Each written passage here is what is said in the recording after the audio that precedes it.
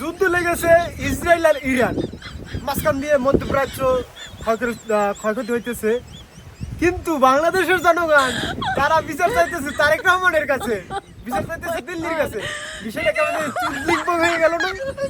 হ্যাঁ, চুদলিং বাং হয়ে গেছে, তোকে এটা এইভাবে দিয়ে দিতে হবে আমাদেরকে। আর একটা কথা, কেউ গুজবে কান দিবেন না।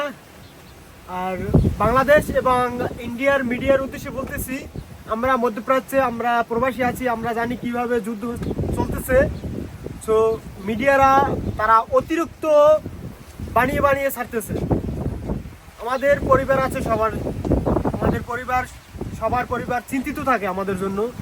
সো আপনারা কেউ গুজবে কান দিবেন না। আর মিডিয়ার উদ্দেশ্যে এটাই বলতে চাই, আপনারা অপপ্রচার বন্ধ করুন, কারণ আমাদের যারা বাপ মা পরিবার যারা আছে তারা খুবই চিন্তিত থাকে এইটার জন্য। আমরা এই মধ্যপ্রাচ্যে যারা আছি প্রবাসী, আমরা জানি কীরকমের যুদ্ধ হইতেছে, কীরকমের কী চলতেছে, আমাদের নিজের চোখে দেখতেছি। সো অপপ্রচার বন্ধ করুন।